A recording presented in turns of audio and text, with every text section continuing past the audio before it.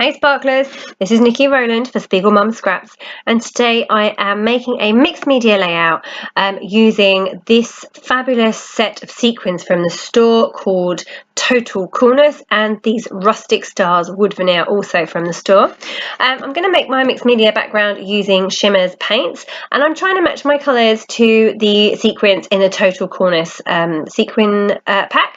And I've gone for Shimmer's Bumblebee Bee, which is the yellow colour. I have two blue colours. The lighter one is a Creamies Ride the Tide. The darker one is also a Creamies and is called Witch's Blue.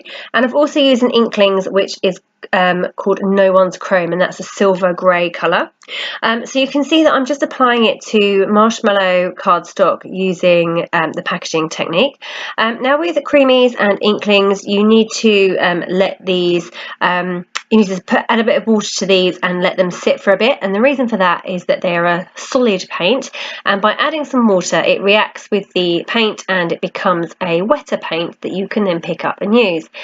So that's what I've done. I've sat there and I've already sprayed them with some water and let them sit there for a bit, and now I am just applying my colours to the page, and I'm going to have my photos probably in the middle of this area, so I know I'm going to cover quite a lot of it up, especially the yellow, and I'm just kind of going around adding more and more paint to areas where I think I need it.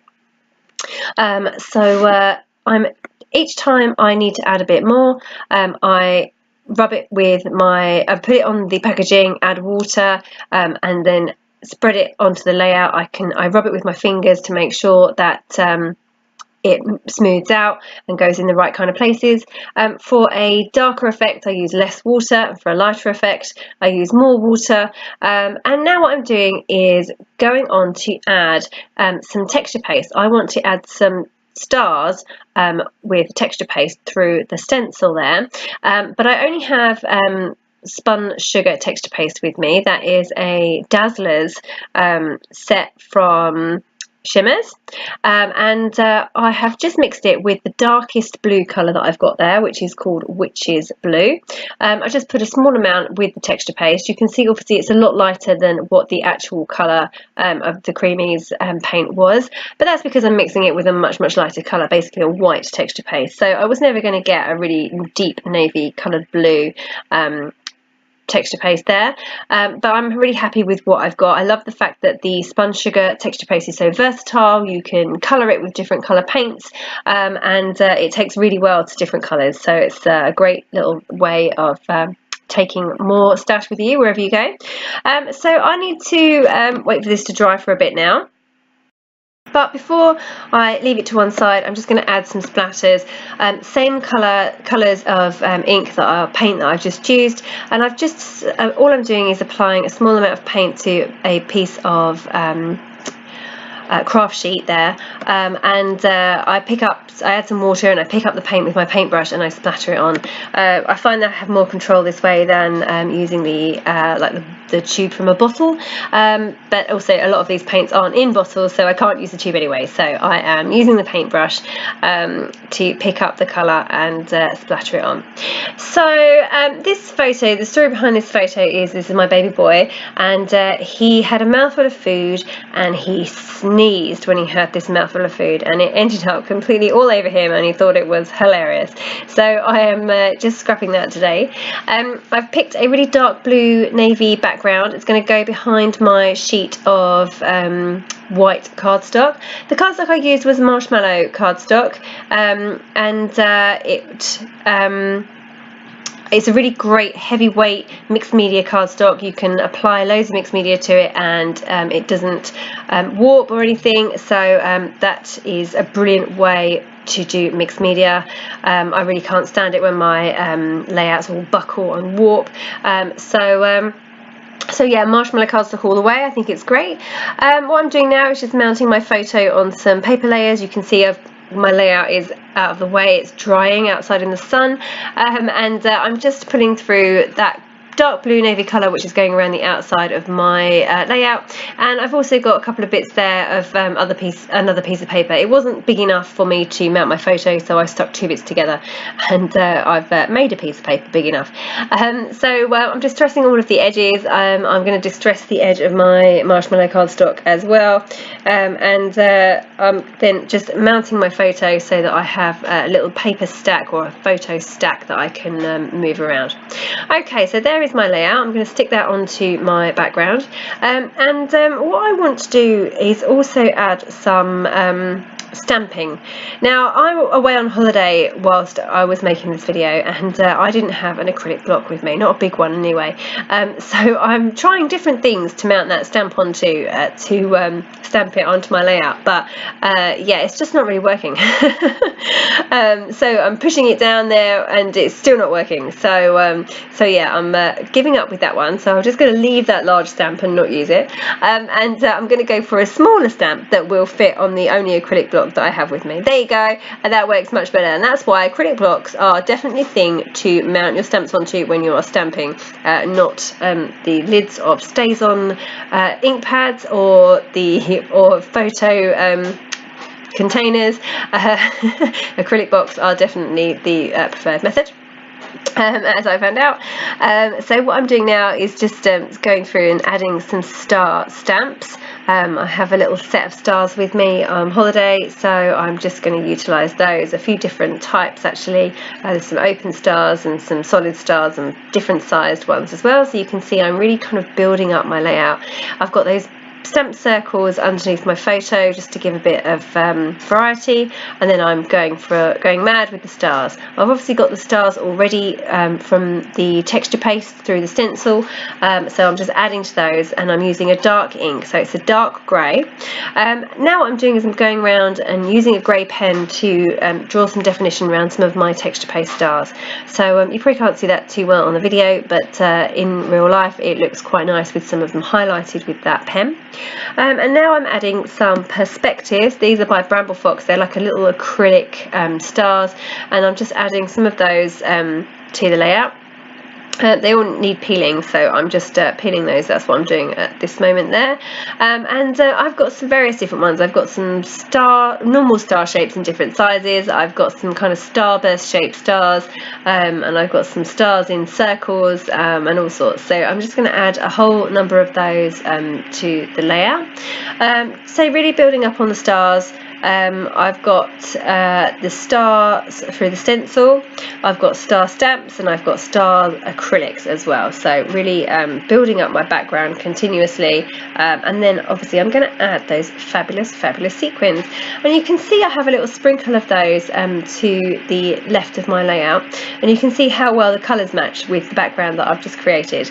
I've got the aqua, the grey, the yellow and the blue, and all together it actually looks so great together. It works really well. So now I'm just going to get my title in place. I really like these alphas. They colour matched perfectly. However, when I put them on the background, they just weren't thick enough and they didn't show up well enough. So I've gone for a thicker black alphabet stickers. These are thickers and they're Maggie Home Sunny Days collection. And actually then I figured out I didn't have the right letters for the whole title, so I've had to use 2 different thickers, which actually I really like. I love a multi-alphabet title. I think it's great. So I have used Bless You as my title, of course, for this epic sneeze that my little boy did. Normally I would sew those in place, but I'm away on holiday and I don't have a sewing machine with me. So I'm going to have to stick them in place with glossy accents so that they don't fall off. I'm just trying to build up my photo stack there. I've tried a few different options. So I tried that piece of ephemera, that circle frame. I tried a glassine bag, but ultimately I don't think I need very much because the layout background is quite busy with all the stars and the mixed media. So I'm just going to add a few tangles of thread, and that's silver metallic thread. It's a We Are Memory Keepers one, and it's my favourite one for adding tangles behind layouts because it kind of behaves itself well. It doesn't fold, doesn't go in the wrong direction. It just generally, it's really good thread. So you can see I'm just stretching the edge of my marshmallow cardstock there, and I'm going to get that stuck onto my cardstock frame. Sorry, it's not cardstock at all, it's a pattern paper frame. Lots of people have fancy distressing tools. I don't. I use a pair of scissors. I find that works just as well, although I do get covered in the shavings, but I guess I would even if I had a fancy distressing tool. I need to invent something where it distresses and picks up all the pieces at the same time. So I'm just getting my journaling in. I want to carry on adding to my layout, and I want to make sure that I leave enough space for me to journal and write about what happened in this photo.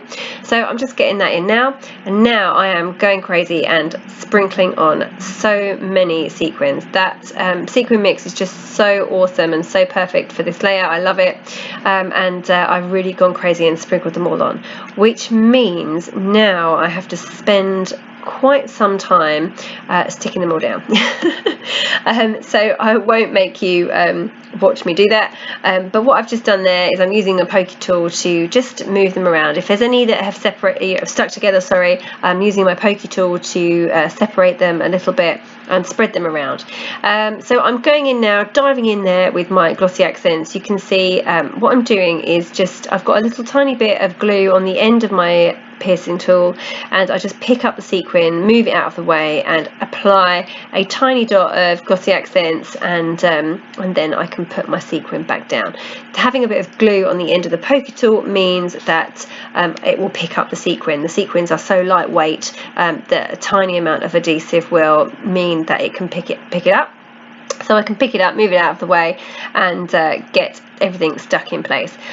So I'm going to cut out this last bit of me sticking all the bits down so that I don't bore you to tears.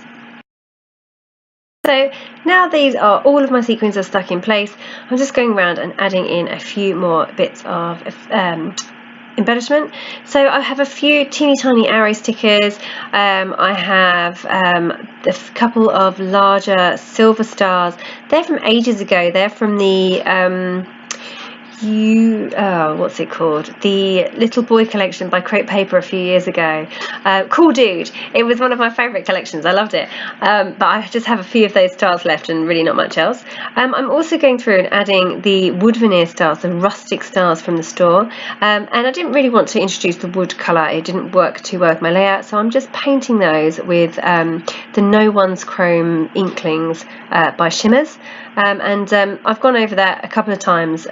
My Shimmers is probably a bit too wet actually, so I should have had less water in there, but it's takes so well to the wood veneer, really great. So I've just gone around and painted all of my wood veneer stars in silver. I've given them a couple of coats, and that is me done. So thank you very much for joining me today. I'll list everything I've used below, and I hope you've enjoyed this crazy mixed media layout with so many stars and so many sequins. Don't forget, if you place an order through the Spiegel Mum Scraps store, enter code Niki15 for a discount.